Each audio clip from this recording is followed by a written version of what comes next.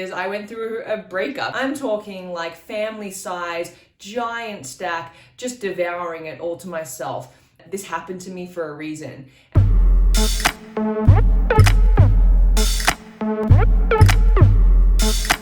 Alright, so you're tuning into this video because you're interested in my binge eating story. And I'm telling you, like, my palms are sweaty, knees weak, arms are heavy right now because I'm still scared when I talk about it. It's still something, maybe scared is not the right word. I guess it just creates a little bit of these anxious feelings around digging into the past and opening up about things that were, to be honest with you, a really, really dark time for me. It was a really big struggle, and I'm thankful that I made it out on the other side, but it wasn't easy, and there were some things that, it really tested me, and I hit rock bottom. And so the first part that I want to share is actually more related to the exercise piece, because for me, that is where it all started. That's where the binge eating kicked off. It was because of a result of everything I was doing inside the gym, everything that I was trying to achieve in that way. And this may resonate with you. So what happened is I went through a breakup. I went through something that was really tough in my life, emotionally, and it brought me to a place that I had never really been before. And I was just absolutely heartbroken. And I turned to the gym and I turned to workouts as a bit of an outlet. At that time, it was great for me. I didn't see a problem with it. I started spending more and more time in the gym. I was seeing results. I was, building this lean muscle. I was losing weight, and I was feeling quite good overall. I didn't really realize that 2-3 hours in the gym was what would be considered unhealthy. I didn't have a lot of friends, and because I had gone through this breakup, there weren't a lot of other things in my life that were making me happy at this point in time. And so the gym for me was my happy place, and I was working out as a form of punishment. I was working out because I was mad at myself for all the food that I ate, or all the, candy that I had indulged on the night before, or the takeout that I had from, Dairy Queen drive-through. And when I look back, I'm just so sad at that version of myself, because I was very uneducated around exercise. A lot of the time I was using the machines incorrectly. I was spending hours on the treadmill, and for me that's just like the worst machine in the world, and so why would we put ourselves through that pain and torture? But I didn't know what I didn't know. So exercise is where it started for me. I was what I call over-exercising, 2, 3, 4 hours in the gym per day. It's just too much for our body. And then on the flip side, I started really tapping into how many calories I was burning. I was tracking that as a metric. And then when I started looking at the food I was eating, all of a sudden I was thinking, well, it takes me 2 hours on the treadmill to burn through that meal that I just ate. So that was where the start of this obsessive behavior around food really kicked in, because I started thinking, well, what's the point of doing all this exercise and working out if I'm just gonna undo all my work, undo all my hard progress by what I'm eating. So I started restricting my food. I started to really heavily count my calories. I started to weigh and measure everything. And I am talking everything, down to a teaspoon of hot sauce on my food. That was measured. That was, portioned out ahead of time so that I would not go even a gram over or under of what I thought I was supposed to be eating. I found some meal plans on like a bodybuilding website that sounded like a clean version of food. It was a lot of egg whites, it was a lot of chicken, it was a lot of boring stuff, but I was determined to follow it. And again, I was seeing results. My body was changing. I was feeling really strong. And I was getting a lot of compliments on how awesome my body looked and how people wish they could have arms like me. And so it was a bit of an ego boost at the same time. This then just kicked into, you add a few months of doing this, and it kicked into overdrive. I didn't know anymore how out of control I was when it came to food.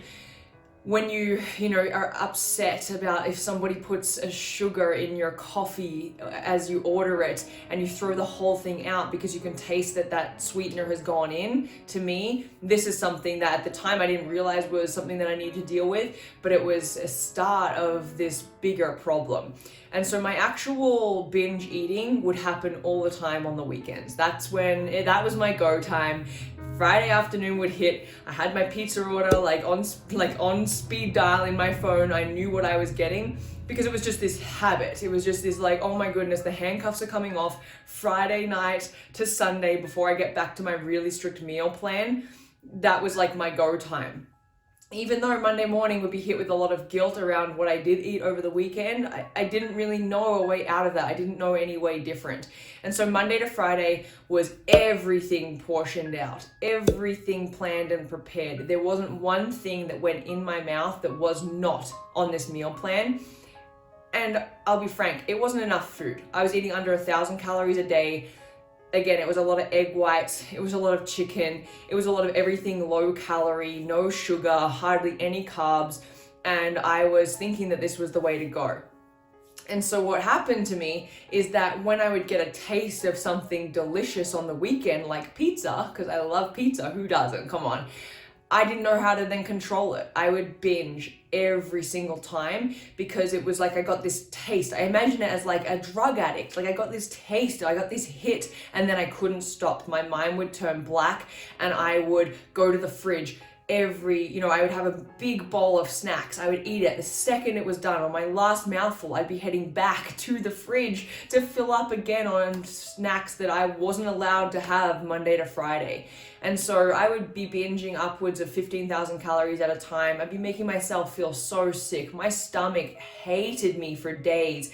And I would complete this cycle through the whole weekend. So Saturday morning would show up pancakes with all the goodies on top. This was something that was off limits to me during the week, my Monday to Friday meal plan. And so I would just go out of control. And I'm not talking, 2-3 stack pancake. I'm talking like family size, giant stack, just devouring it all to myself.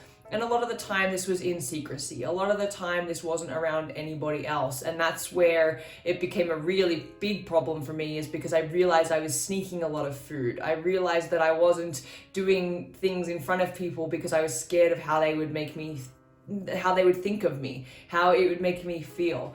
The other thing is that it put a giant strain on my relationship. My girlfriend at the time, she's now my wife, thank goodness, but gosh, she stuck by me through a lot. I remember times where, food to me it's such a love language, and enjoying meals together is so important. And I deprived us of that for so long because it was my way or the highway. And poor my partner, gosh, she would want to create these delicious meals for me. She was working in a kitchen at the time. She was just like loving food. And I would be sitting over here being like, well, I have my chicken breast and broccoli to eat tonight. So if you could let me know when your dinner's ready, I'll heat mine up in the microwave and then we'll eat together. Because that was still important to me. That was still something that I didn't want to sacrifice, but absolutely couldn't eat the food she was eating. And it was healthy stuff. She would make delicious stir fries that, taste so good and are actually very good for you nutritionally, but it wasn't on my plan. It was outside of my strict controlled box and I couldn't handle it. So this obviously puts a strain on your relationship. And then the whole day Sunday, when you're getting ready for the week together, you're supposed to be enjoying your weekend, you're supposed to be enjoying your time. And here I am going to Costco, grabbing 30 chicken breasts, all frozen, spending all day barbecuing them and prepping everything else that needs to go with them, brown rice, egg whites, cut up grapefruit, measured out peanut butter. Like, this is just not a way to live, and this is a cycle that I was in for years. And what a strain that puts on your relationship to watch that person doing this to themselves. We couldn't go out to restaurants to eat, we couldn't go to cafes and split a muffin like we love doing. We couldn't do any of these things because I was so scared of food and I didn't know how to control myself. And then on the weekend, it would be the opposite. We'd be sitting at a table with friends playing a game of cards, and there'd be, the family pack of chips right next to me, and my partner would watch me just devour it in one sitting. And, then the night would go on where I'd be eating so many other snacks and I'd just be completely binging. Sometimes, in front of her. Other times I would sneak downstairs when she's in bed and I would finish off some ice cream sandwiches, and everything was just a bit of an unhealthy relationship with food. And over years that turns into what is binge eating, because it was just uncontrollable binges around food that I didn't know how to stop. I didn't know how to get out of. And then every single weekend would end and I would promise myself, I would promise, my diary that I was writing in, that I would never do this again, that I would stop binging, and that this week would be different, and I would eat clean, and I would go to the gym, and I'd be motivated to stay healthy over the weekend, but I just couldn't do it. I was stuck in this cycle and I really didn't know how to get out of it. It wasn't until I actually started realizing, hey, there is a problem with this. My body started showing me warning signs. It was, I lost my period for a number of years. I was getting some testing done and it was being basically put in front of me that I had to stop exercising as much and I needed to eat a lot more. And so I started working with some people to help me through this, and what happened next was incredible. I was increasing my calories and I was feeling better than ever. I was still working out for hours and hours on end, but here's the thing, my workouts were getting better. I was feeling energized. I had some carbohydrates in my system to burn through. Who knew how good that could feel? And then slowly but surely, I started to trust myself and my decisions, to allow myself to open up and try some new foods, and to allow my friends to bring me a piece of cake when we're hanging out and actually eat it in front of them. And I found that I really enjoyed it. And so I just started introducing little things here and there that were challenging these old ways of thinking, challenging these old beliefs, and it started to get easier. It wasn't like it happened overnight. There were times where even 3 months into me feeling like I had a control on my binge eating disorder, and then all of a sudden I would have some drinks one night and I'd be again in front of the fridge, sitting down, emptying the entire contents into my mouth, crying in the morning, my partner holding me in bed. And I just remember bawling my eyes out and thinking, I binged again last night. I'm going backwards, and why can't I stick to this? And, beating myself up. So what's important to note is that it didn't happen overnight. Recovery was not even something that I thought I needed to do, because I didn't necessarily think there was something super wrong with me. I just thought that was the way to live.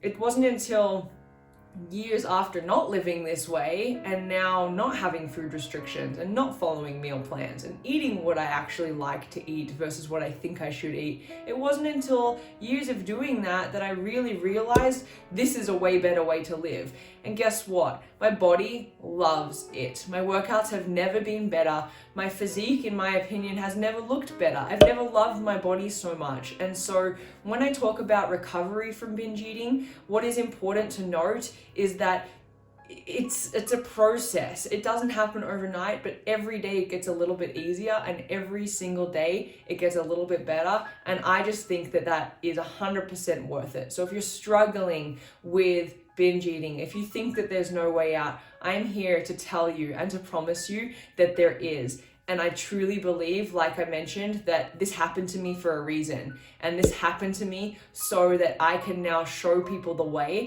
because it doesn't need to take years like it took me. It doesn't need to be a horrible, long, lonely journey. This can be a different way. This recovery can happen for you in a totally different light. And it's so worth the work. You will never regret doing this work on yourself. You will never look back and think that the way you were living, struggling with this binging disorder, is the way that you should be living. You will look back on it as a chapter of your life that you're so glad you're done with. And that's really, truly what gets me up every single morning, to now help people through that. But again, it didn't happen overnight, and it was because of my journey that I'm able to do what I do. Are you feeling like you're sick and tired of tracking everything and counting everything and not knowing why you cannot see the results that everybody else in the world seems to be able to achieve? What are you struggling with the most right now? What toxic behaviors are you ready to get rid of? Drop it in the comments below. I would love to hear from you. So like I said in the beginning, I am so thankful for my binge eating disorder, because it allows me to now help people through their eating disorders. I understand what it's like. Not only did I lose a large amount of weight, I know the emotional strain it puts on our bodies and our social life, our families. Everything gets controlled by this horrible, nasty eating disorder. And that's why I'm so thankful for it, because I've helped hundreds of women around the world overcome their disordered eating and start truly living their best lives that they imagine. And I would absolutely love to help you to do the same. I have an app that I have designed with mindset mindset habit tracking, with work around the relationship between our brain and food. We talk about things that it doesn't seem like any other program out there is talking about. We uncover these things so that you can move through them, and I have a free trial for you. So all you need to do is head to the website. The link is here. Sign up for your free trial. You don't even have to put in your credit card or any crazy information. This is not a scam. This is not a gimmick. This is genuinely me knowing what is involved to help you with this. And I would love for you to get started with your free trial. No strings attached, but I can't wait to see you on the inside. So before I let you go, I just want you to know that if you made it this far in the video, there's something obviously that resonates with you. There's obviously something that appeals to you in this world of eating disorder. Maybe you feel like you don't have a full-blown binge eating disorder, and that's okay. It's really gray, the area as far as who has what as in terms of diagnosis. And what I want you to know is that doesn't matter. If you feel like you want to make improvements and this video was helpful for you, you are in the right place. So what I want to ask you to do is share this video if you found it helpful. Let it get into the hands of other people who need it. And before you hit that cross, before you get off YouTube, please subscribe to my channel so that you can get updated when I release more videos all about these topics that I believe are so important to talk about. I'll talk to you soon. Bye for now.